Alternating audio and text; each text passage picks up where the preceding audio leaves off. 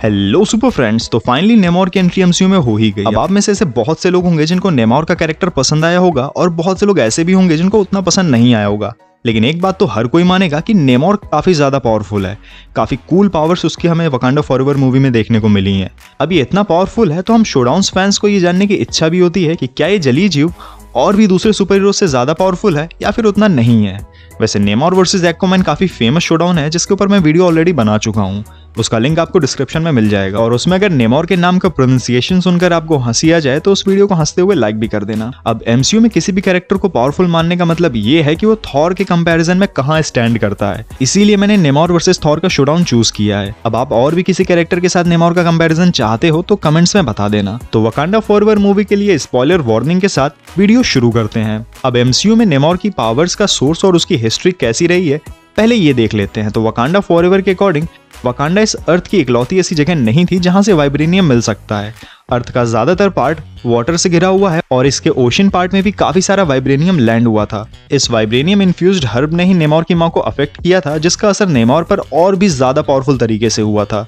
इस पावर की वजह से ही वो अंडर वाटर सिविलाइजेशन टैलोकेन का लीडर बन गया। ये सिविलाइजेशन भी वकांडा की तरह वाइब्रेनियम की वजह से ही प्रॉस्पर हुई थी। कॉमिक्स में नेमोर की बैक स्टोरी मूवी से थोड़ी अलग है। 1939 में इंट्रोड्यूस हुआ नेमोर एक म्यूटेंट भी है जो एक ह्यूमन सी कैप्टन और एटलांटिस की प्रिंसेस फेन का बेटा था। यहाँ वकांडा फॉरएवर में उसकी ओरिजिन भले ही अलग हो बट सुपर पावर्स, पंख वाले पैर और सरफेस पर रहने वालों के लिए नफरत कॉमिक्स जैसी ही है। अब नेमोर अपने टैलोकेन के लोगों से काफी अलग भी था। उसकी स्किन दूसरों की तरह ब्लू नहीं थी, पॉइंटेड ईयर्स थे और पैरों में पंख थे। अंडर वाटर और सरफेस पर दोनों जगह पर वो आराम से ब्रीथ कर सकता था और वाइब्रेनियम की ट्रांसफॉर्मेटिव पावर्स और उसके जीन्स की म्यूटेशन की वजह से वो बाकी टैलोकेन वासियों से ज्यादा पावरफुल था और इसी डिफरेंस की वजह से उसके लोग उसे गॉड की तरह वर्शिप करते थे। अब मूवी में नेमोर को भले ही लास्ट में थोड़ा हारा हुआ दिखा दिया गया हो लेकिन ये एमसीयू की बिगर पिक्चर के लिए काफी जरूरी था जिसमें फ्यूचर में वकांडा और टैलोकेन मिलकर यूएस के अगेंस्ट बैटल में लड़ सके। और मूवी में नेमोर की पावर्स अच्छी तरह से दिखाई गई। उसकी स्ट्रेंथ की बात करें तो वो अपने हाथों से ही वकांडन फाइटर जेट्स को हवा में घुमा घुमा कर फेंक रहा था। लाइट की पावर भी अच्छी तरह से वो यूज कर पा रहा था।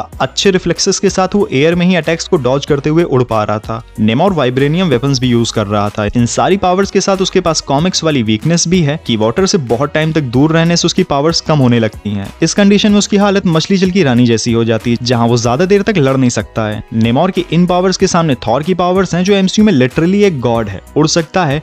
नेमोर के पास अगर वाइब्रेनियम वेपन्स हैं तो थॉर के पास मैजिकल मेटल उरू के वेपन्स हैं। नेमोर के पास टैलोकेन और अर्थ की फाइटिंग टेक्निक्स की नॉलेज है जबकि थॉर पूरी गैलेक्सी और यूनिवर्स में घूम घूम कर फाइटिंग एक्सपीरियंस गेन कर चुका है। थैनोस, मैलेकिथ, गॉर द गॉड विचर जैसे ओपोनेंट्स को हैंडल किया हुआ है। थॉर की बॉडी की ड्यूरेबिलिटी भी नेमोर की बॉडी से अच्छी है। नेमोर मूवी के लास्ट में एक्सप्लोजन्स झेल नहीं पा रहा था जबकि थॉर नेदेवलर में एक स्टार का फुल बर्न झेल चुका है जिसमें उसकी हेयर स्टाइल तक नहीं बिगड़ी। तो स्ट्रेंथ वाइज थॉर नेमोर से ज्यादा पावरफुल तो है ही और इस गार्डियन रॉयल होने की वजह से उसके पास कुछ मैजिकल पावर्स भी हैं जैसे पिकाचू वाला थंडर अटैक जिससे गॉड ऑफ थंडर बिजली गिरा सकते हैं किसी पर भी, मौसम का रुख बदल देते हैं, बादल छा जाते हैं आसमान में।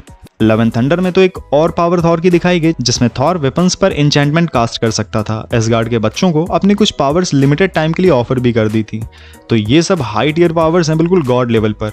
इसी वजह से थॉर नेमोर जैसे कैरेक्टर से काफी ज्यादा पावरफुल है। और ऐसा नहीं कि ये पहली मूवी है नेमोर की तो इसीलिए वो कम पावरफुल लग रहा है और आगे शायद और भी पावरफुल हो सकता है, बल्कि मेरा थॉर को ज्यादा पावरफुल मानने का रीजन ये है कि नेमोर का कैरेक्टर एमसीयू में इसी तरह से डिजाइन किया गया है जिससे कि वो ब्लैक पैंथर और वकांडन्स के लेवल को मैच कर पाए, जबकि थॉर की गॉड लेवल वाली पावर्स बढ़ती ही जा रही हैं हर मूवी के साथ। अब इसके अलावा कॉमिक्स की बात तो मैं पहले भी बता चुका हूं कि थॉर और नेमोर की फाइट्स कुछ ओकेजन्स पर हुई हैं।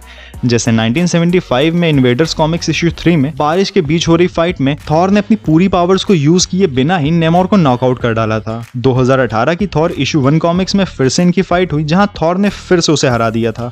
हाँ, 2018 की एवेंजर्स इश्यू 9 में नेमोर जरूर एक अंडर वाटर फाइट में थॉर और बाकी एवेंजर्स पर एक साथ भारी पड़ा था। तो अगर ओवरऑल देखें तो यहाँ पर भी थॉर यूजुअली नेमोर से फाइट्स में जीतता हुआ आया है और वो भी तब जब मैं यहाँ पर नॉर्मल थॉर को कंसीडर कर रहा हूँ ना कि उसकी दूसरी पावरफुल फॉर्म्स को। तो इसीलिए इस शोडाउन का ओवरऑल विनर थॉर होगा। अब आप भी इस शोडाउन से अपने विनर्स का नाम कमेंट्स में बता डालिए। तो अब आज इस शोडाउन में इतना ही। अब जल्दी से लाइक एंड शेयर कर डालो इस वीडियो को और सब्सक्राइब कर डालो हमारे तीनों नीले बर्फीले चैनल्स को। तो मिलते हैं नेक्स्ट वीडियो में, तब तक आप ये वाले वीडियोस एंजॉय कर डालो।